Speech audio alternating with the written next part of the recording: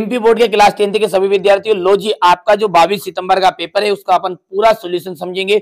बिल्कुल आपको अच्छे से समझाऊंगा, अच्छे से आपको ध्यान से समझ लीजिएगा, ठीक है। यहाँ पर देखिए 96 और 404 का जो एचसीएफ है वो कितना होगा, तो 96 और 404 का जब एचसीएफ निकालोगे तो 4 इसका आ जाएगा, ठीक है। बहुपद एक्स स्क्वायर माइनस 3 के शून्यक होंगे, तो इसका जो शून्यक निकालोगे तो प्लस माइनस √3 होगा। देखिए ये क्वेश्चन तो अपन पहले कर लेंगे, लेकिन जो बड़े बड़े क्वेश्चन है ना उनको सबसे पहले अपने को करना आवश्यक है। चलिए तो वीडियो को जरूर आप देखिएगा, पूरा पूरा सॉल्यूशन इसमें प्रोवाइड करा रहा हूं, भले भी 1 घंटे से ऊपर का वीडियो जितना भी बने आपको अच्छे से देखिएगा, पूरा एक एक सवाल बोर्ड पर समझा रहा हूं। एक्सरसाइज 1.1 को हल करेंगे, तो देखिए सबसे पहला प्रश्न को पढ़ते हैं, ठीक है। क्या बोल रहा है प्रश्न कि निम्नलिखित संख्याओं को अभाज्य गुणनखंडों के गुणनफल के रूप में व्यक्त करना है। यानी कि 140 दिया हुआ है, इसके आपको अभाज्य गुणनखंड निकालने हैं और उनके गुणनफल लिखने हैं, ठीक है। तो चलिए पहला क्वेश्चन को हल करते हैं। यहां पर आपको सबसे पहले डाल देना 140 के अभाज्य गुणनखंड, ठीक है। देख लीजिए अभाज्य गुणनखंड निकालने का बेस्ट तरीका मैं आपको बताता हूं। इस तरह से 140 को लिख देना है और सबसे पहले, ठीक है, 2 से भाग देना है, इसमें पूरे में जाए। 2 से नहीं जाता है तो फिर किससे दोगे, 3 से दोगे। 3 के बाद में आपको 5 से देना है, 5 से नहीं जाएगा तो 7 से, 7 से नहीं गया तो 11, फिर 13, फिर 17, फिर 19, 23, 29, 31। इतने की जरूरत ही नहीं पड़ेगी आपको, केवल और केवल मुश्किल से 11 13 तक ही पहुंचेंगे, ठीक है। तो सबसे पहले किससे भाग देना है, 2 से। 2 से नहीं गया तो फिर 3 से, 3 से नहीं गया तो 5, फिर 7, फिर 11, याद रखोगे। अब यहां पर एक तरीका मैं बताता हूं 2 का। जैसे आपने यहां पर 2 से दिया तो 2 सते 14, 0 वैसी की वैसी, ठीक है। फिर 2 से दिया, 2 तिया 6 और 10 हो गया है, 2 पंजे 10, ठीक है। अब किससे जाएगा, ये 35 है तो 3 से देख लो। अब यहां पर एक ट्रिक याद रखना है, पहचान कैसे करोगे 2 से जाएगा कि 3 से जाएगा, ठीक है। तो यदि ये पीछे वाली अंक को देखना है, यदि पीछे वाला अंक आपका 2 है, 4 है, 6 है, 8 है या 0 है तो उसमें 2 से भाग चला जाएगा। यहां 0 था इसलिए 2 से चला गया, ठीक है। इसमें भी 2 से जाएगा, इसमें 2 से नहीं जाएगा, इसमें 2 से नहीं जाएगा, इसमें 2 से नहीं जाएगा। क्यों नहीं जाएगा समझ गए आप, क्योंकि पीछे क्या होना चाहिए 2 के लिए, 2 4 6 8 0। और कुछ समझ में यहाँ तो पीछे वाले अंक में आप तो 2 का पहाड़ा पढ़ लो, ठीक है। 3 की बारी, तो 3 का भाग कब जाता है, जब इन दोनों को आपस में जोड़ो। ये तीनों सब जो अंक दिए इनको आपस में जोड़ लो। 4 ने 5, 5 में 0 जोड़ेगा तो 5। इस 5 में आप 3 से भाग दे के देखो जा रहा है क्या, नहीं जा रहा है, इसलिए 140 में 3 से भाग नहीं जाएगा। 7 इसमें जा रहा है, नहीं जा रहा। 5 3 8, मतलब 3 का पहाड़े मारा, फिर 8 नहीं आ रहा, तो सिंपल सी बात है 3 से भाग नहीं जाएगा, ठीक है। फिर 5 की बारी, तो 5 का नियम यह है कि पीछे 5 या 0 रहेगा तो 5 से चला जाएगा, ठीक है। तो यहां पर अब हम इन सवालों को करते हैं, ये इनके बारे में कुछ बेसिक जानकारी थी। चलिए तो सबसे पहले आपको इस तरह से अभाज्य गुणनखंड लिख लेने हैं। यहां पर 2 से दिया तो 2 सते 14, 0 वैसे का वैसा उतर गया। फिर 2 से दिया 35 आ गया। अब जाएगा 5 से, 5 सते 35 और ये 7। बस ये जो यहां पर निकले हैं ना इस कॉलम में, इन्हीं कहते हैं अभाज्य गुणनखंड। तो 2 गुणित 2 गुणित 5 गुणित 7। इसको हम छोटे रूप में कैसे लिखेंगे, यहां पर 2 गुणित 2 है, इसको मैं लिख सकता हूं 2 की घात 2, 5 गुणित 7। बस ये आपका आंसर है। कर पाओगे, 2 नंबर में आता सवाल, ठीक है। दूसरा करते 156, तो लिख लो 156 के अभाज्य गुणनखंड, ठीक है। 156 के अभाज्य गुणनखंड, तो यहां पर अभी 156 का निकाल लो। बोलो पहले 2 की बारी, 2 से दे के देख लो, 2 सते 14, 1 बच गया, 2 अठे 16, फिर 2 से दिया, 2 तिया 6, 1 2 इनाम 18, फिर 3 से, 3 एक अन्ना 3 और 3 तिया, अब किसकी बारी, 13 की, 13 एक अन्ना 13। बस इनको लिख लो यहाँ पर क्या क्या आया है, 2 गुणित 3 गुणित 13। हाँ 2 को हम लिख सकते हैं 2 की घात 2 गुणित 3 गुणित 13। तो ये भी क्या हो गया आपका आंसर हो गया। अगला देखते हैं, इसी तरह तीसरा जो सवाल है वो है आपका 3825 के अभाज्य गुणनखंड। ठीक है, चलिए 3825 के निकालेंगे, तो इसका भी आप इस तरह से कर देना है। 3825 का पहले देख लीजिए, 3 से देख लीजिए, 3 का नियम क्या है, इनको सभी को आप आपस में जोड़ लो, जोड़ो। 3 और 8 कितने हुए, 12, 12 में 2 जोड़ा 14, और 14 में 5 जोड़ेंगे तो 19 आएंगे। फिर से जोड़ लो, कई गलती होगी, देखो 8 और 3 11 हो गया है, सॉरी, ठीक है, 8 3 11 है, 11 2 13, और 13 में 5 जोड़ा तो 18, यानी कि इसमें 3 से भाग चला जाएगा।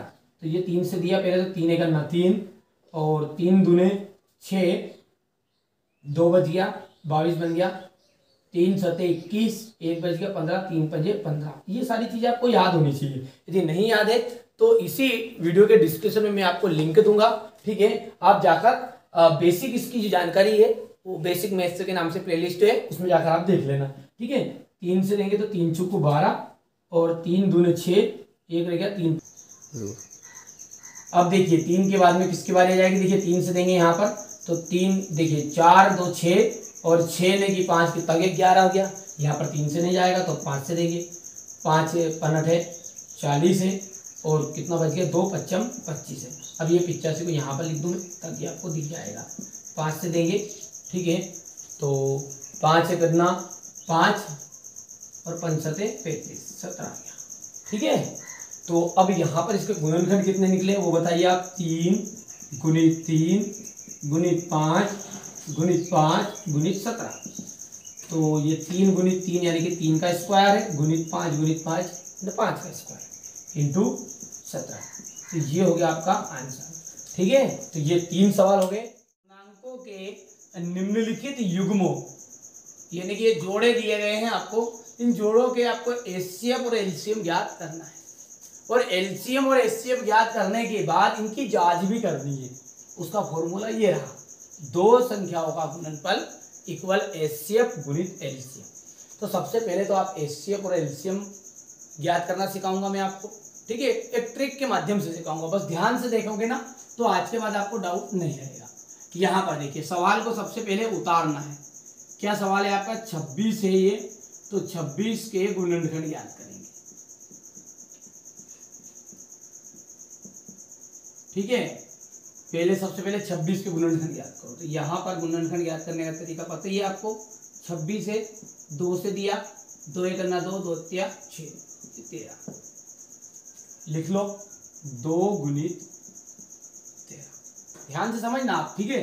फिर अगला क्या है आपका, 91 है, तो आप इसको भी लिख दो, 91 के गुणनखंड। 91 को भी इस तरह से लिख लोगे, क्योंकि ये गुणनखंड निकालने का तरीका मैंने पहले वीडियो में समझा भी दिया है, ठीक है। यहां से देखेंगे तो ये आपका जाएगा 7 से, क्योंकि 7 एक अन्ना 7, और 2 बज गए 7 या 21, क्या है 7 गुणित 13। अब दोनों का एलसीएम पहले याद करना है, एलसीएम 26 और 91 का एलसीएम। देखिए एलसीएम निकालने का तरीका सबसे बेस्ट, ला से एलसीएम होता है, और एलसीएम का हिंदी में जो नाम होता है वो होता है लघुत्तम समापवर्ती। क्या होता है, लघुत्तम समापवर्ती।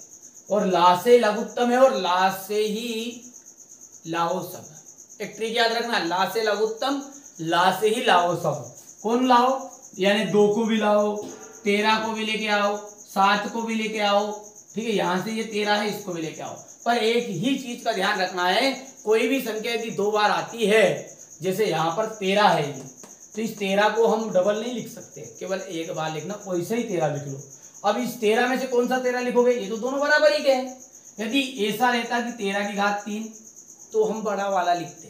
फिर तो सुनो क्या कहा है मैंने, इस शब्दों को अच्छे समझ लेना है। एलसीएम का मतलब होगा लाओ सब, सबको लिखना है। लेकिन यदि कोई भी संख्या डबल रिपीट हो रही, जैसे 13 है, तो इनमें से जो बड़ा रहेगा ना उसको लिखेंगे। अभी हाल फिलहाल के लिए तो यहाँ पर दोनों ही बराबर है, इसलिए कोई सा भी लिख दो। लिखो अब बराबर 2 गुणित 13 गुणित 7, और जैसे अब इनका गुना करोगे तो 7 दूना हो जाएगा 14 और गुणित 13, तो 13 का पहाड़ा बढ़ो, 13 13 13 26 13 39 13 छुकू 52, हासिल आया 5, 13 करना 13 और 13 और 5 मिलकर हो गया 18। ठीक है भैया, तो कितना आंसर आ गया आपका 182। तो ये तो एलसीएम कितना आया है 182। अब लाइन अगली क्या है एचसीएफ की, तो यहाँ पर लिख दोगे 26 और 91 का एचसीएफ। ठीक है, अब इसका एचसीएफ कितना बनेगा, यहां से देखो इनको, इस दोनों को ही, इसमें एचसीएफ का मतलब होता है हिंदी में, वैसे इंग्लिश में नाम होता है हाईएस्ट कॉमन फैक्टर, इसी तरह इसका हिंदी में नाम होता है महत्तम समापवर्ती। क्या होता है, महत्तम समापवर्ती। जिस तरह ला से लाओ सब, उसी तरह मां से मत लाओ सब, क्योंकि महत्तम केवल और केवल जो दोनों में के मध्य में हो, यानी कि दोनों में ही एक जैसा हो, उसको लेके आओ, और उसमें से भी छोटा। वहां पे यदि कोई दोनों में आता था तो बड़ा वाला लिया था, यहाँ पे छोटा वाला। अभी अगला सवाल करेंगे तब समझ में आएगा और चीजें। ठीक है, तो यहाँ पर क्या आ जाएगा, केवल दोनों में तो 13 है। ठीक है, तो ये आपका हो गया आंसर। तो बस अब कर लेते हैं जांच पहले तो, क्योंकि उसने जांच करने के लिए आपसे बोला है कि दोनों संख्याओं का गुणनफल, फॉर्मूला लगा दो।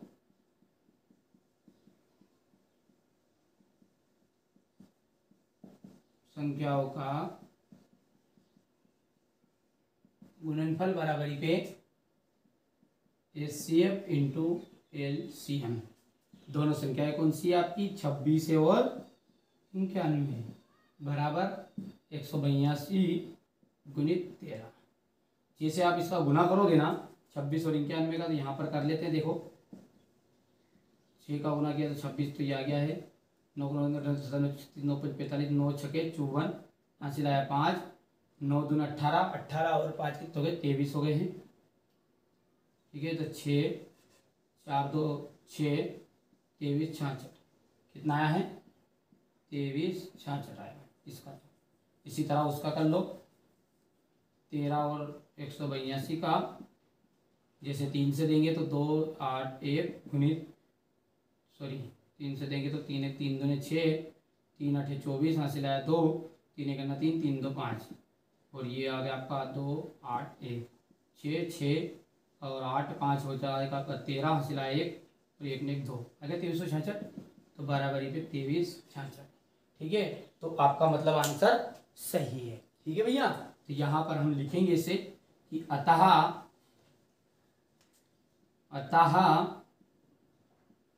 एलसीएम, किसका एलसीएम 26 और 91 का, 26 और 91 का एलसीएम कितना आया है, 26 और 91 का एलसीएम तो है 182, और कोमा करके लिख देना है एचसीएफ बराबरी पे कितना आया 13 आया है। कर पाओगे इसे, बस ये तरीका है, इस तरीके से आपको सवाल करना है परीक्षा में। ठीक है भैया, तो पहले तो स्क्रीनशॉट ले लो, क्योंकि अब दूसरा सवाल करेंगे हम। ठीक है, ले लिया स्क्रीनशॉट। चलिए तो आगे बढ़ते हैं। बस आपको तरीके सीख गए, स्टेप। यदि आप अच्छे से सीखना चाहते हैं ना, तो आपको थोड़ा ध्यान से समझना पड़ेगा। ठीक है, चलिए यहाँ पर अब आगे बढ़ते हैं।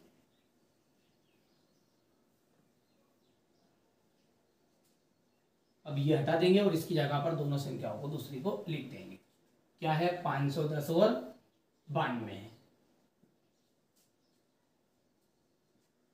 तो पहले हम 510 के गुणनखंड निकालेंगे, फिर 92 के निकालेंगे। चलिए तो 510 के गुणनखंड बताओ भैया। पहले किससे जाएगा, इसमें 2 से, क्योंकि 2 का नियम ये है कि पीछे आप ये जो है ना ये अंक इसमें भाग दे के देख लो, 0 यानी कि 10 समझो, 2 पंजे 10 जाएगा बिल्कुल। तो 2 से दिया, 2 दूने 4, 1 बच गया, 2 पंजे 10, 2 पंजे 10। फिर अब 5 ने 5 10, 10 4 14, 3 से नहीं जाएगा यानी 5 से जाएगा। 5 5 नम 45, 5 करना 5, 7 से जाएगा, 7 करना 7, 7 21। तो कितना आया है 2 गुणित 5 गुणित 7 गुणित 13। अब 92 का निकाल लो इसी तरह।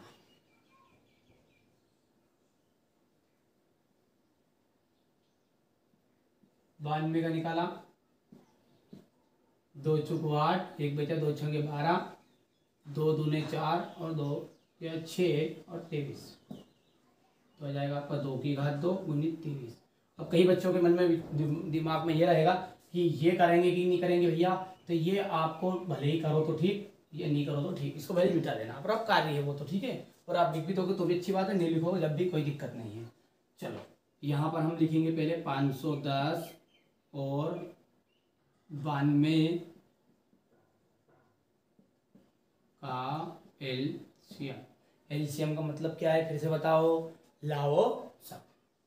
लघुत्तर समापवर्तक है पर आप ट्रिक के माध्यम से करो कि लाओ सब, ले आओ।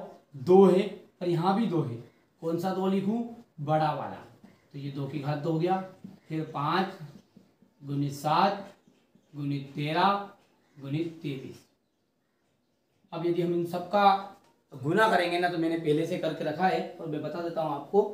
510 और 92 का जैसे आप इसका गुणन करोगे तो आ जाएगा आपका ये 23,460। क्या जाएगा, 23,460। ठीक है। अब एचसीएफ ज्ञात करते हैं। 510 और 92 का एचसीएफ कितना है, एचसीएफ बताओ देख के, जो दोनों में हो। दोनों में तो केवल 2 है, छोटा वाला 2 लिखना है, तो यानी कि आंसर केवल 2 रहेगा। बस अब कर लेनी हमें जांच। जांच का फॉर्मूला बताओ, दोनों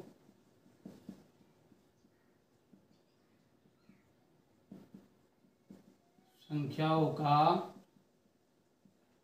गुणनफल बराबर कितना आएगा,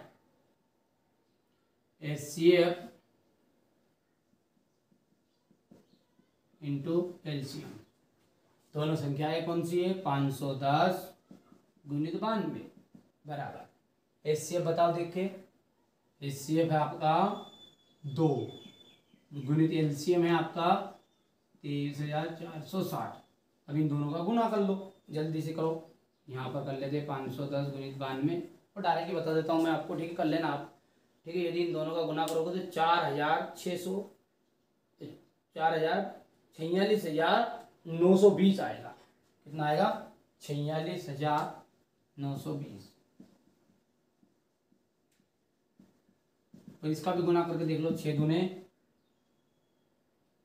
यहां से देखिए ये इस यहाँ पर देखिए 23,460 है, तो 0 का 0 और 2 का करेंगे 2 छंगे 12, हासिल आया 1, 2 चुका 8 ने 1 9 और 2 तिया 6 हो गया और 2 दूने 4 आगे दोनों एक जैसे। गुणनखंड विधि द्वारा इनको भी आपको क्या करने, एचसीएफ और एलसीएम ज्ञात करना है। यहाँ पर जांच नहीं होगी। तो कभी कभी 1 नंबर में आपसे प्रश्न आ जाता है कि 3 संख्याओं का गुणनफल बराबरी पे एचसीएफ इंटू एलसीएम होता है क्या, नहीं होता है। ठीक है, आपको ध्यान से समझना है और अच्छे से देख लेना है। किस तरह करोगे कि पहला सवाल आप लिखोगे तो 12 एक गुणनखंड है, कितने हैं वो 12 के, इस तरह से निकाल लेना है। तो 3 से दोगे, सॉरी 2 से दोगे तो 2 छंगे 12, फिर 2 से दोगे 2 तिया 6, ये कितना आया है उसको आप देख लीजिए ध्यान से। तो 2 की घात 2 आया है और 3 आया है। इसी तरह 15 के गुणनखंड,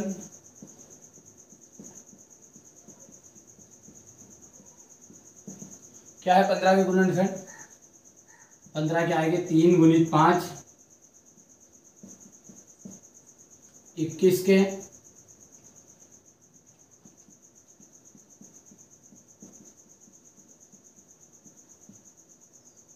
कितने जाएंगे 3 गुणित 60। ठीक है बाबू जी, चलिए तो आगे बढ़ते हैं। अब यहां पर 3 संख्या है तो तीनों संख्या ऐसे ही हम लिखेंगे। पहले 12,15 और 21 का एलसीएम। एलसीएम का मतलब समझते हो, लाओ सब, अभी तो मैंने बताया, लाओ सब को ले आओ, इसमें से 2 की घात 2 ये लिख दिया, 3 तीन ही एक जैसे हैं, कोई सा यदि बड़ा वाला लिखते कभी किसी के पास घात 3 होती तो, फिर 2 होती तो फिर जाएगा 5 और गुणित 7। देखिए 2 दूने 4, 4 क्या हो गया 12, 12 पंजे हो गया 60 और 60 का गुना आप जैसे करोगे 7 में तो 7 के 7 में 7 छंगे 42, 420। ठीक है, तो ये आपका गया 420। और अब एचसीएफ तो लिख दो 12, 15 और 21 का एचसीएफ। तो एचसीएफ क्या निकलेगा, सभी का कॉमन फैक्टर। ठीक है, जो तीनों में हो, तो 3 है केवल, देख लो और से, तो 3 बस, और अतः की लाइन लिख देना क्योंकि इसमें जांच नहीं होगी। ठीक है, तो अतः एलसीएम इक्वल कितना हो गया बाबूजी 420 और एचसीएफ बराबर आ गया है 3। ये आपका आंसर है। इसी तरह आप 17, 23, 29 कर लेना। जो क्वेश्चन ले रहा हूँ वो एक्सरसाइज 1.1 से क्वेश्चन नंबर 4 है, और इन्हीं एक्सरसाइज 1.1 का एग्जाम्पल क्वेश्चन है 3। ठीक है, यानी उदाहरण 3 है। ये दोनों सवाल इतने इंपॉर्टेंट है, दोनों में से एक हर साल पूछता है। ठीक है, तो देखते हैं, फटाफट से समझते हैं। यहाँ पर क्या दिया हुआ है, एचसीएफ 306 और 657 बराबरी पे 9 दिया है, यानी कि एचसीएफ कितना है 9, और ये अंदर की दोनों संख्याएं हैं। ठीक है, तो एलसीएम ज्ञात करना है। यहाँ पर हमको क्या दिया हुआ है, सवाल लिख देते हैं पहले और बढ़िया से लिखते, दिया है, क्या दिया है, एचसीएफ 306,657 बराबरी पे 9। अब एलसीएम 306,657 बराबरी पे ज्ञात करना है। ठीक है, यहां पर हम लिखेंगे फॉर्मूला। क्या है फॉर्मूला, दोनों संख्याओं का गुणनफल इक्वल होगा एलसीएम इंटू एचसीएफ।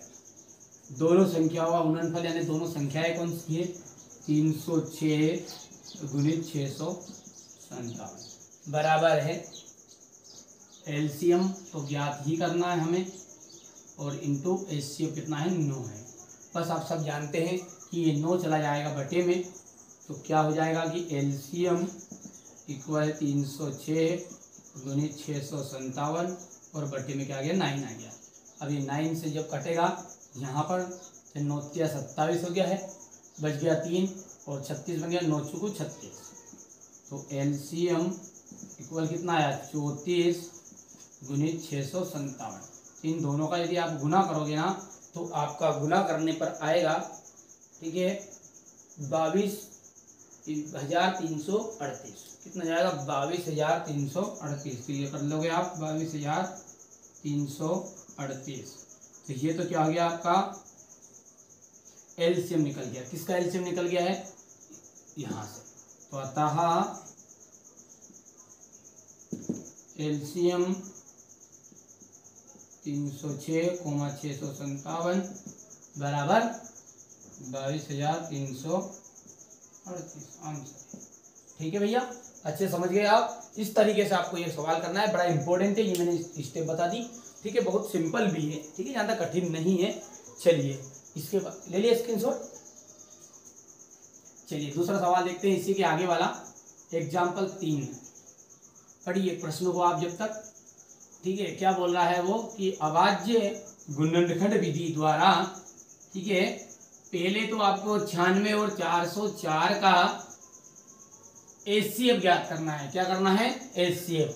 जैसे यहाँ पर 9 दिया है ना, ऐसे यहाँ पर दिया हुआ नहीं है, पहले हमें एचसीएफ निकालना है, फिर बाद में इसी की तरह एलसीएम ज्ञात करना है। यानी कि ये जो हमने सूत्र लगाया ना वो बाद में लगेगा, लेकिन उससे पहले हमें क्या करना पड़ेगा, इन दोनों का HCF ज्ञात करना पड़ेगा। तो यहाँ पर हम लिखेंगे इस सवाल को करने के लिए, कौन सा कर रहा हूं मैं, एग्जाम्पल 3 वाला, ठीक है। 96 के गुणनखंड ज्ञात कर लो पहले तो आप क्या निकलेंगे, वही आपकी फैक्टर विधि। 96 2 से दिया, 2 चूको 8 है, 2 8 है 16 हो जाएगा। 2 से दिया 2 दूनी 4, 2 चूको 8, फिर 2 से दिया 12 आया है, 2 से देंगे 6 आ जाएगा, फिर 2 से 3 बार और ये 3, कितना निकला 1 2 3 4 5, 2 की घात 5 है गुणित 3 है, ठीक है। इसी तरह आप 404 का निकाल लो, तो 404 का निकाल लेते हैं। 2 से देंगे 2 दूने 4, 2, फिर 2 से देंगे 2 101, फिर 101 से ही जाएगा। बताइए ये कितना आ गया, 404 के गुणनखंड, बोलो 404 कितने निकले, 2 की घात 2 है गुणित 101 है। अब यहाँ पर यदि HCF की बात करें, क्या करने की बोली इसने पहले, HCF। तो HCF समझते हो क्या होता है HCF? HCF का मतलब होता है कि महत्तम समापवर्त्य। क्या होता है, महत्तम समापवर्त्य। ट्रिक याद रखना है, माँ से ही महत्तम है और माँ से ही मतलाओ सब। ट्रिक क्या है, माँ से महत्तम और माँ से ही मतलाओ सब। लिख देना 96 और 404 का HCF। अब HCF का हिंदी में बोलते हैं मासा यानी महत्तम समापवर्त्य। तो बोलो माँ से मत लाओ सब, किसको लाओ, जो दोनों में हो, फिर दोनों में भी छोटा हो तो 2 की घात 2 यानी कि 4 आएगा। तो HCF कितना है, 4। अब क्या बोला उसने कि HCF ज्ञात कर लिया भैया आपने, अब LCM ज्ञात करो। अब फॉर्मूला लगाओ, दोनों संख्याओं का गुणनफल इक्वल LCM इंटू HCF। दोनों संख्याओं बोलिए 96 है और गुणित 404 है। LCM ही तो ज्ञात करना है, गुणित 4 है। अब जैसे ही 4 बटे में जाएगा क्या जाएगा, LCM इक्वल 96 गुणित 404 और बटे में 4। देखिए 4 करना 4 0, 4 करना 4, तो LCM इक्वल 101 का गुना कर लो, ये 101, ठीक है। 101 का गुना करोगे 6 का करेंगे तो 6 करना 6 0, 6 करना 6, 9 का करेंगे 9 करना 9 0 9, 6 9 6 9, 9696। ये क्या आ गया, इसका LCM आ गया है, ठीक है 9696, ठीक है सही है। अतः करके लिख देना, अतः HCF इक्वल कितना आया है 4 और कोमा करके LCM इक्वल आ गया है 9696। ये आंसर है। कर लोगे भैया, ये चीज़ें नहीं लिखनी है, ये तो गुना भाग है, बढ़िया से आपको करना है। मैंने देखिए स्टेप बाय स्टेप बताया है, स्क्रीनशॉट ले लिया है। जांच कीजिए कि क्या किसी प्राकृत संख्या कोई भी हो सकती है, 1 2 3 4 5 डेस कहीं तक भी, वो n के लिए, n का मतलब होता है नंबर यानी कि संख्या, 6 से n अंक शून्य पर समाप्त हो सकती है। तो देखिए कोई भी संख्या शून्य पर समाप्त होना, समझ लो शून्य पर समाप्त होना, यानी कि जैसे मान के चलिए 10 20 30 40, इन सब में क्या है, शून्य पर समाप्त हो रही है। तो ये सारी की सारी संख्याएं शून्य पर तो समाप्त हो रही है। तो एक बात की नोटिस इसमें करना, यदि मैं इसमें 5 से भाग दूं ना, देखो तो ये कटेगा, 5 दूने 10, 5 का चला जाएगा 5 को 20 और यहाँ पर जाएगा 5 करना 5 सॉरी 5 के 30 हो जाएगा ये, और ये आ जाएगा आपका 8 40, ऐसा आया है, ठीक है। तो ये सारी की सारी संख्याएं क्या है, 5 से विभाजित हो रही है। ध्यान दीजिए बेसिक कि ये जो भी संख्याएं शून्य पर समाप्त हो रही है वो सारी की सारी 5 से विभाजित हो रही है। यदि हम इसके गुणनखंड भी निकालेंगे ना, देखिए 10 का तो 2 पंजे 10 तो 5 है, इसमें 20 है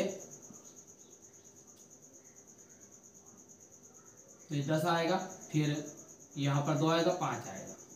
इसी संख्या कोई सी भी संख्या ले लो आप, कोई सी भी। यदि मैंने यहाँ पर लिखा ये 250, मैंने यहाँ पर 2 से दिया, 2 1 2 और 2 दूने 4, 2 पंजे 10। अब ये 5 से जाएगा, 5 दूने 10 पच्चम 25, 5 1 5। इन सब में आपको नजर आ रही है कि कोई भी संख्या यदि शून्य पर समाप्त हो रही है तो वहां 5 से विभाजित हो रही, और इसका मतलब ये कि उसका एक गुणनखंड क्या है, 5 है, यानी उसमें एक 5 जरूर छिपा है। जब छिपा है जब ही तो कट रही है। तो हम यहाँ पर एक बात को ध्यान रखेंगे इन सवालों को करते टाइम कि कोई भी संख्या, यदि कोई भी संख्या शून्य पर समाप्त होती है तो वहां 5 से विभाजित होगी, अर्थात उसका एक गुणनखंड कितना होगा, 5 होगा। लिख दो लाइन में, जो बोल रहा हूं वही लिखूंगा। यहां पर लिखते हैं हल करके, यदि कोई भी संख्या शून्य पर समाप्त, ठीक है, होती है तो वहां 5 से विभाजित होगी। अर्थात क्या बोल रहा है ये, उसका एक गुणनखंड 5 होगा। समझ में आ रहा है बात?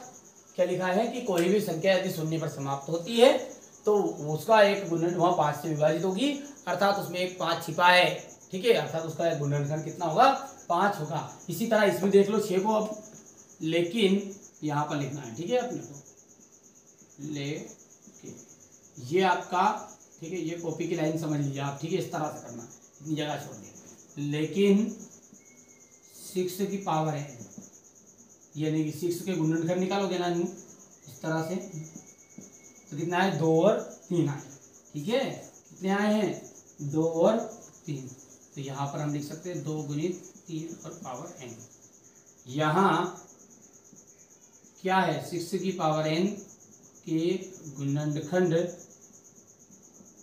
कितने आए हैं, 2 एवं 3 है, 5 नहीं। बस अब जब 5 नहीं है तो क्या शून्य पर समाप्त होगी, क्योंकि हमने पहले ही बोल दिया कि शून्य पर समाप्त होगी तो 5 से कटेगी, तो इसके गुणनखंड में 5 आए ही नहीं, तो हम लिखेंगे कि 6n के गुणनखंड 2 और 3 है, 5 नहीं। इसलिए आगे पूरा प्रश्न में से लिखो, इसलिए यहाँ पर, इसलिए किसी प्राकृत संख्या n के लिए संख्या 6 की पावर n अंक शून्य पर समाप्त नहीं हो सकती है, ऐसा करके आंसर करना। समझ में आया है? क्या बोला है, कुछ भी नहीं है। देखिए सवाल को आपको थ्योरिकल सवाल है थोड़ा सा, है ना, लाइन लिखना ही लिखना है, मतलब तो सवाल में कोई दम नहीं, केवल इतनी सी बात याद रखनी कि कोई भी संख्या यदि शून्य पर समाप्त होगी ना तो 5 से विभाजित होगी, और उसका मतलब उसका गुणनखंड 5 होगा। और देख लो यदि इसकी जगह पर 4 आता है तो 2 गुणित 2 लिख देना, तो यहाँ पर लिख देंगे 4 की घात n के गुणनखंड 2 और 2 है, यदि 4 रहता तो 2 और 2 है, 5 नहीं है, इसलिए प्राकृत संख्या 4 की घात n अंक शून्य पर समाप्त नहीं हो सकती। ये क्यों बोला मैंने 4, तो यही देख लीजिए आपका पेज नंबर, जो नई बुक है ना आपकी, उसी से मैं पढ़ा रहा हूँ आपको, फालतू चीजें नहीं पढ़नी जो हट गई उनको, ठीक है आपको। तो ये आपका एग्जाम्पल 1 है, और एग्जाम्पल 1 पे लिखा हुआ है संख्या हो 4n पर विचार कीजिए, जहां n एक प्राकृत संख्या है, जांच कीजिए कि n का कोई ऐसा मान है जिसके लिए फॉर n अंक शून्य पर समाप्त होता है। ठीक है, तो फॉर n दिया यहाँ पर, बस यहाँ पर 6n दिया था तो आपको क्या कर देना, फॉर n बस पूरा वही का वही उतार देना है कि यदि कोई भी संख्या शून्य पर समाप्त होती है तो वहां 5 से विभाजित होगी, अर्थात उसका एक गुणनखंड 5 होगा। यहाँ पर क्या आ जाएगा 6 की जगह पर 4 और 2 गुणित 2, यहाँ 4 की घात n आ जाएगा, 4 की पावर n के गुणनखंड 2 और 2 है, 5 नहीं है, इसलिए n के लिए यहाँ पर वापस 4 लिख देना, 4 की पावर n अंक शून्य पर समाप्त नहीं हो सकती। सिद्ध कीजिए कि करनी 5 जो है एक अपरिमेय संख्या है। ठीक है, जैसा कि आपने 9th क्लास में पढ़ा भी है कि जितनी भी करनी में रहने वाली संख्या रहती है ना वो अपरिमेय होती है। तो ठीक है, अब इसके लिए हम क्या करेंगे, सिद्ध करने के लिए बोला है तो हम यहाँ पर विरोधाभास विधि का उपयोग करेंगे। ध्यान समझिए, थोड़ा सा बेसिक पढ़ लेते हैं फिर हम करेंगे ना तो आप अच्छे से कवर कर पाओगे। विरोधाभास विधि, अच्छा विरोधाभास विधि क्या है, इसका मतलब होता है हम जो भी चीज वो कहेगा उसका क्या करेंगे, उल्टा करेंगे। वो बोल रहा है अपरिमेय, हम बनाएंगे परिमेय, ध्यान से समझिएगा। ठीक है, पहली चीज हो गई विरोधाभास विधि का उपयोग करेंगे। इसने बोला आपको अपरिमेय, हम मानेंगे परिमेय, परिमेय फिर हम लिख देंगे p बटा q के रूप में, और आगे इसको प्रोसेस को हम आगे कर देंगे। पहली स्टेप समझ में आई आपको कि ये करना है। दूसरी जो बात का ध्यान रखना है वो विशेष करके यहाँ पर ध्यान दीजिएगा। यदि मैं कहूं कि 25 की घात 2 है, ठीक है, और यहां पर 5 है, इसका मैं एक लाइन आपके लिए बोल रहा हूं, इसको याद रखना है। ये जो 5 है ना, इससे कौन कौन कट रहा है, ये 25 भी कटेगा, देख लेना आप कैसे, 25 भी कटेगा, 25, और ये जो 25 की घात 2 है इसका उत्तर होता है 625 बटा 5, ये भी 5 से कट जाएगा, तो 5 से करना 5 और 1 बच गया, 5 दूने 10 और 5 25, कटा या नहीं कटा, कट गया। ठीक है, तो यहां से आप एक बात को नोटिस करो, क्या नोटिस करना है कि यहां पर मैं कहूं कि यदि 25 की घात 2 5 से विभाजित हो रहा है, क्या बोल रहा हूं मैं, यदि 25 की घात 2 5 से विभाजित हो रहा है तो ये 25 भी इस 5 से कटेगा। इस लाइन को थोड़ा सा लिख लेते हैं। देखिए बेसिक याद रखोगे ना आप तो करनी 2 का सवाल हो चाहे करनी 5 का, करनी 7 हो, करनी 3 हो, उदाहरण में दिए करनी 2 और करनी 3, देख लेना आप भले। तो लाइन लिखते हैं, क्या बोला है मैंने कि यदि 25 की घात 2 5 से विभाजित हो रहा है, ठीक है, तो करके लिख देना है, तो 25 भी 5 से विभाजित होगा। याद रहेगी बात।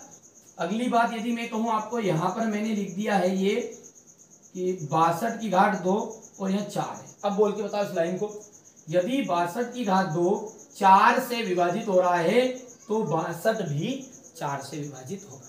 2 स्टेप समझ में आई या नहीं आई आपको, ठीक है, समझ में आ गया बात।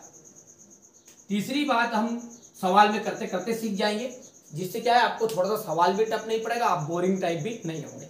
2 बात ध्यान रख लिया आपने कि एक तो विरोधाभास विधि का उपयोग करेंगे, और ऐसी जब कंडीशन आएगी आपकी 25 की घात 2, अब सवाल में बीचों बीच आएगा ऐसा यहाँ पर, तो अब इसको कैसे बोलोगे, यदि p की घात 2, क्योंकि यहाँ पे 25 की घात 2 थी, यहाँ p की घात 2 है, तो यदि p की घात 2 5 से विभाजित हो रहा है तो p भी 5 से विभाजित होगा।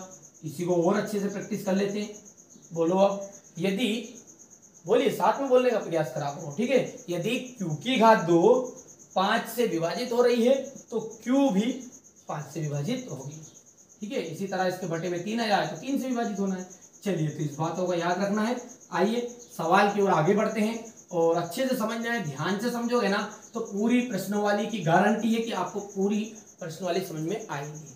चलिए तो शुरुआत करते हैं बढ़िया से। क्या बोला है उसने वो देख पढ़ लेते हैं एक बार और, कि सिद्ध कीजिए कि करनी 5 जो है एक अपरिमेय संख्या है। हम हल करेंगे यहाँ से और मानेंगे, माना कि करनी 5 एक परिमेय क्योंकि विरोधाभास विधि उल्टा चलेंगे हम। तो क्या कर सकते हैं, आप सब जानते हैं कि परिमेय संख्या जो है उसे हम P बटा Q के रूप में लिख सकते हैं, जहां P बटा Q सह अभाज्य संख्या है, ठीक है, और एवं Q is not equal to 0। इस लाइन का मतलब समझते हैं आप, सहअभाज्य का, यानी कि ये जो P है ना, इस P का HCF या तो 1 आएगा या स्वयं P आएगा, यानी कि Q का जो HCF है वो या तो 1 आएगा या Q आएगा। जो जिसका HCF केवल 1 आए, ठीक है, वो आपकी संख्या कहलाएगी सहअभाज्य संख्या, ठीक है भैया। तो यहाँ से ध्यान से समझना है आपको अच्छे से, यानी कि ये जो P है ना, किसी दूसरी और संख्या से विभाजित नहीं होगा। शॉर्टकट बात करूं मैं तो मैं कहूं कि ये जो P है ना तो कहीं 2 से कटेगा, ना कहीं 3 से कटेगा, ना ही 5 से कटेगा, केवल P से इसमें भाग जाएगा और केवल 1 से जाएगा। इसी तरह इस Q में भी। चलिए आगे बढ़ते, आएगा जब मैं समझा दूंगा, ठीक है। और क्या लिख दिया है, P बटा Q। अब दोनों पक्षों में क्या कर दो, वर्ग कर दो।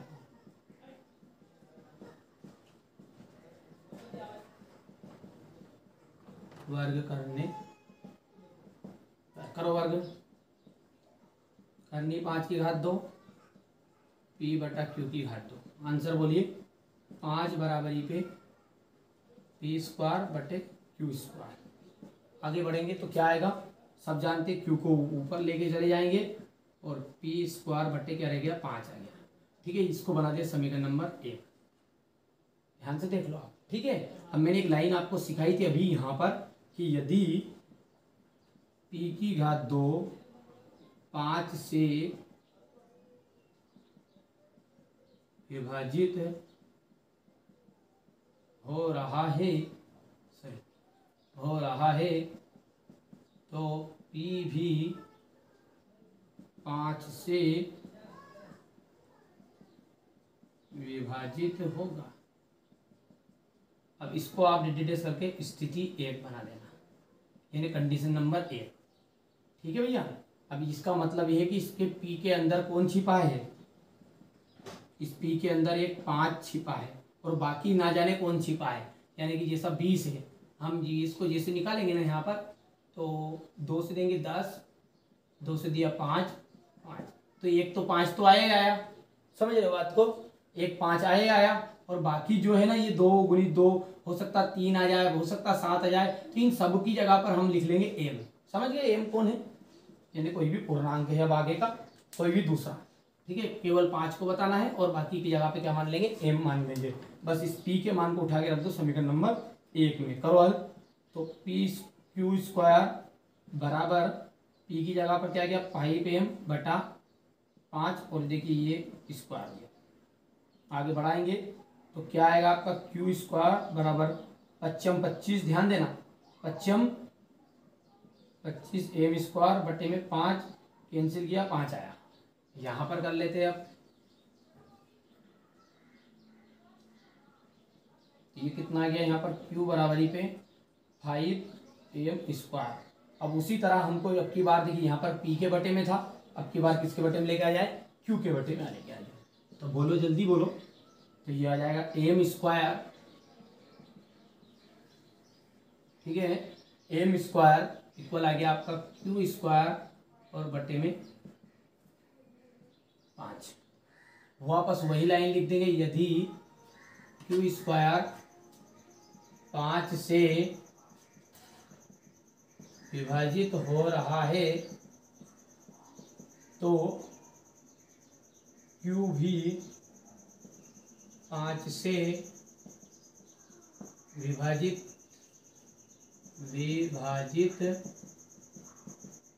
होगा, ठीक है। ये आपकी बन गई है स्थिति नंबर 6।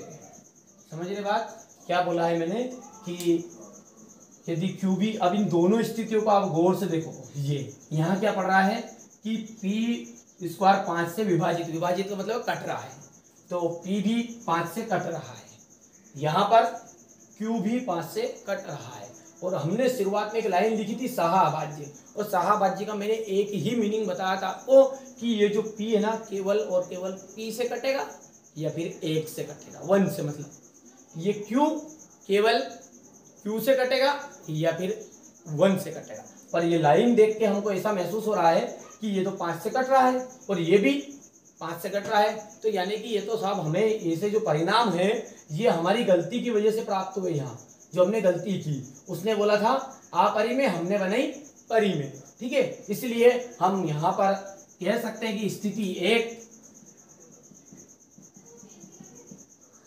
एक एवं स्थिति 2 से स्पष्ट है कि करनी 5 एक परिमेय संख्या नहीं है साहब। अब नहीं है तो क्या है, अतः करके अब लाइन लिख देना उत्तर की, अतः करनी 5 एक अपरिमेय संख्या है, और ये लिख देना आप प्रूव है, ठीक है। बहुत सिंपल है, देखिए कुछ नहीं किया मैंने, सवाल को समझ लिया। उसने बोला है, इमेजिन करिए आप सवाल को कि मैं कर रहा हूँ, ठीक है। उसने बोला है करनी 5 अपरि में है, हमने बना दिया परि में, और परि में को हमने लिख दिया P बटा Q के रूप में, और सहाभाज्य लिख दिया कि ये P बटा Q सहाभाज्य है। दोनों पक्षों में जैसे वर्ग किया ना, तो ये देखिए घात 2 चढ़ गई, यहाँ भी घात 2 से कैंसिल, 5 बच गया P स्क्वायर बटे Q स्क्वायर। अब यहाँ पर देखिए 5 को इधर लेकर जाओ, Q को उधर ले जाओ, तो P स्क्वायर बटे 5। तो हमने बोला कि P स्क्वायर 5 से विभाजित हो रहा है, तो ये P भी 5 से विभाजित होगा, यानी कि इसके अंदर, इस P के अंदर एक 5 छिपा है, और बाकी सब जो छिपे हैं उनको सबको m मान लिया। अब जैसे वर्ग सॉरी हाँ ये जो मान है, इस मान को हमने समीकरण नंबर 1 में रखा, यहाँ देख लीजिए, और जैसे यहाँ पर 5m रखा तो आगे 25m स्क्वायर, और 25 से कट गया 5। सिंपल सी बात, वही स्टेप फिर से रिपीट आई कि m स्क्वायर बटे Q स्क्वायर बटा 5। लाइन फिर से लिख देना और बता देना कि स्थिति 1 और स्थिति 2 से स्पष्ट है कि साहब ये तो परि में नहीं है। अब नहीं है तो भैया क्या है, अपरि में है। सिंपल सी बात है, समझ में आया है।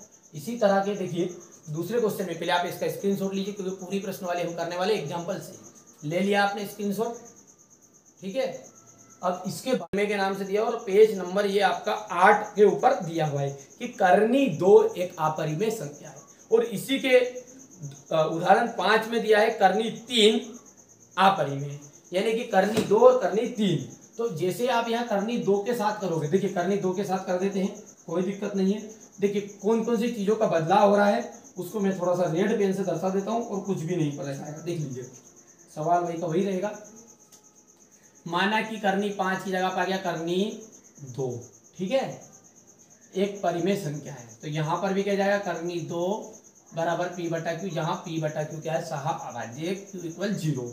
दोनों पक्षों में कर दिया वर्ग। यहाँ पर 5 की जगह पर क्या आ गया आपका 2 की घात 2 कैंसिल, जैसे घात 2 से करनी कैंसिल हुई तो यहाँ निकल कर आया 2 बराबर P स्क्वायर बटे Q स्क्वायर। तो Q स्क्वायर बराबर आ गया P स्क्वायर बटे में कौन है, ये 2 नीचे चला जाएगा। यदि बोलिए यदि P स्क्वायर 2 से विभाजित हो रहा है तो P भी 2 से विभाजित होगा। तो P इक्वल कितना आ जाएगा, यानी P के अंदर जिससे विभाजित होना 5 से कट रहा तो 5m, और 2 से कटेगा तो 2m, तो यहाँ पर 2m आ गया, तो ये भी 2 और ये भी 2। अब 2 दूनो होता है 4, ठीक है, और यहाँ पर है 2 से 2 कैंसिल, 2 आए, तो कितना आ गया, Q स्क्वायर बराबर 2m स्क्वायर, और यहाँ पर भी m स्क्वायर बटे Q स्क्वायर बटे 2। यदि Q स्क्वायर 2 से विभाजित हो रहा है तो Q भी 2 से विभाजित होगा। स्थिति सेकेंड, स्थिति 1 और स्थिति 2 से स्पष्ट है कि करनी 2 एक परिमेय संख्या नहीं है, अतः ये क्या है, आपकी अपरिमेय संख्या है। बस इसी तरह सेम आपका स्क्रीनशॉट ले लो इसको भी, ठीक है, तैयार कर लेना। इसी तरह जितने भी रेड कलर के 2 दिख रहे हैं ना, इनकी जगह पर आप 3 बना देना, और जब 4 है वहां की जगह 6 आ जाएगा। आपको समझदार है, ठीक है, ये सवाल आपके हो जाएंगे। चलिए इसके बाद में जो दूसरा सवाल है वो, ठीक है, इसके बाद में यहां से देखिए आपकी जो प्रश्न वाली है उसका दूसरा सवाल हम देखते हैं। ठीक है, कीजिए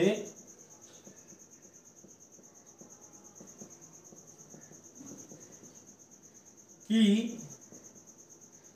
3 + 2 करनी 5 एक अपरिमेय संख्या है। ठीक है, अब अपरिमेय संख्या है तो हम मान लेंगे उसी तरीके से, ये तो सिंपल सवाल है। ठीक है, ये कैसे होंगे, बहुत सिंपल है, देखिए कैसे हम मानेंगे कि माना कि यहाँ पर ये हल शुरू हुआ इसका, माना कि 3 + 2 करनी 5 एक परिमेय संख्या है।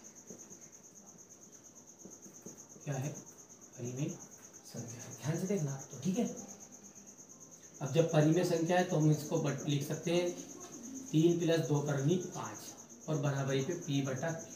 कुछ भी लिखने की जरूरत नहीं है। अब हम जानते हैं कि करनी 5 क्या है आपकी, अपरिमेय। अभी तो सीखा हमने कि करनी 5 क्या है, अपरिमेय है। तो बस ये इसको अकेला को रख लो और बाकी सारे को उधर ले जाओ, इस समझ में आई। यानी कि 3 को भी उधर लेके जाना है तो ये माइनस का हो जाएगा और ये 2 है जो बटे में चला जाएगा और अकेला रह जाएगा करनी 5। और लिख देंगे कि हम जानते हैं कि करनी 5 तो अपरिमेय है, इसलिए उसके बराबर वाला भी अपरिमेय हो गया। जब वो बराबर उधर का अपरिमेय तो भैया ये का आएगा परिमेय, ये भी क्या हो जाएगा, अपरिमेय। तो कैसे होगा, देखो पहले ले जाएंगे 3 को, 2 करनी 5 बराबर p/q और उधर गया तो किसका गया, माइनस। तो ये 2 करनी 5 बराबरी पे p-3q। ठीक है, और अपॉन में वापस आ जाएगा q। याद है ना, ये तो आपने सीखा होगा इस तरह के। ठीक है सवाल, तो जैसे अब इसको 2 को लेके जाएंगे बटे में, करनी 5 बराबरी पे p-3q बटे 2q। देखो गौर से, और हम जानते हैं कि करनी 5 एक अपरिमेय संख्या है, इसलिए ये यहां से इसके बराबर का उधर जो भी है वो भी अपरिमेय होगा। तो 3q/2q भी अपरिमेय संख्या होगी।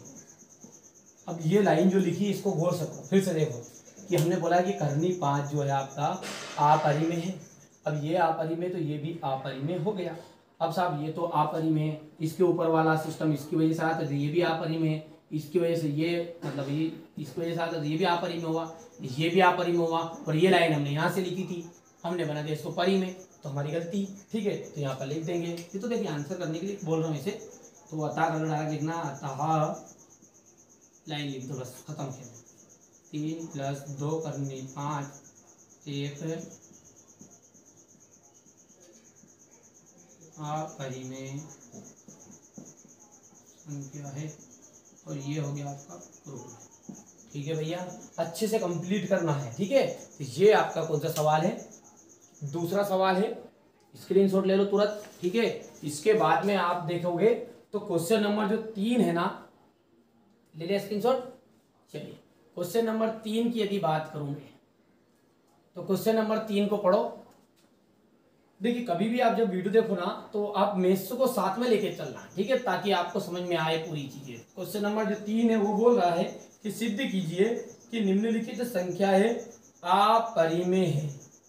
अपरिमेय है, कौन कौन सी संख्या है वो, पहली संख्या है आपकी करनी में 1/2, यहाँ पर लिख देते हैं इसको पहले को 1/करनी में 2। दूसरा जो सवाल है आपका क्या है, 7 करनी में 5 है। और तीसरा जो सवाल है आपका है 6 + करनी में 2 है। ठीक है, ये तीनों सवाल है और इसके साथ आपकी एक्सरसाइज खत्म हो जाएगी। फिर एग्जाम्पल पर देखेंगे। देखिए एग्जाम्पल भी करना है, कभी कभी वार्षिक पेपर में एग्जाम्पल दे देता है और पता चले हमने तो प्रश्न वाली पे मेहनत की, एग्जाम्पल तो पढ़े नहीं पर एग्जाम्पल आ गई, तो इसलिए पूरी सारी चीजें डिटेल कराऊंगा मैं तो। ठीक है, समय भले लगेगा। यहाँ पर लिखेंगे माना कि 1/2 एक परिमेय संख्या है। ठीक है, लिख दोगे, थोड़ा सा भी जगह की वजह से कर रहा हूँ। बोलो आगे, 1/2 बराबरी पे क्या गया, P/Q। सब जानते हैं कि देखिए यदि कोई भी संख्या ऐसे रही नहीं 1/2 और इसको मैं बराबर को उधर लेके जाऊंगा ना, इसको जो पलटी करेंगे ना ऐसे, मतलब समझिए इसको उलट करना चाहूँ, ये 2/1 होगा। तो इसका मतलब ये है कि इसके बराबर वाली जो संख्या लिखी रहेगी यहाँ 3/5, तो इसको हम डायरेक्टली लिख सकते हैं 2/1। तो इसको भी बदलना पड़ेगा आपको 5/3। ठीक है, इसे पक्षांतर कहा जाता है वैसे। ठीक है, यहाँ से देखिए इसी तरह मैंने इसको क्या किया है, करनी 2 बना दिया, तो ये भी पलट गया Q/P। और यहाँ पर लिख देना, हम जानते हैं कि करनी 2 एक क्या है, अपरिमेय संख्या है। इसलिए जो अभी मैंने लाइन सीखी आपको, इसलिए इधर का Q/P भी एक अपरिमेय संख्या होगी। और अतः करके लिख देना, अतः 1/2, ठीक है, एक अपरिमेय संख्या है, ये प्रूव हो गया। इसी तरह सिंपल सी बात है, ये लाइन पूरी लिख देना आपको, माना कि करनी 7 करनी 5 परिमेय संख्या, सिंपल सी बात है, डायरेक्ट वही लिखना है आपको, P/Q। और कुछ भी नहीं करना है, 7 में चला जाएगा, करनी 5 बराबरी पे P/7Q। बस हम जानते वाली लाइन लिख देना पूरी, हम जानते करनी 5 एक अपरिमेय है, इसलिए P/7Q भी अपरिमेय होगी। सिंपल सी बात, पूरा लिख दोगे। ठीक है, इसी तरह इसको कर लेना है, तो यह बन जाएगा आपका P/Q, ये उधर जाएगा तो करनी 2 बराबरी पे P/Q -6, तो करनी 2 बराबरी पे P-6Q/Q। हम जानते हैं वही स्टेप पूरी, हम जानते करनी 2 अपरिमेय है, तो P-6Q/Q भी अपरिमेय होगी। अतः लिख के लाएंगे, ये लिख देना, अगर कर पाओगे या नहीं कर पाओगे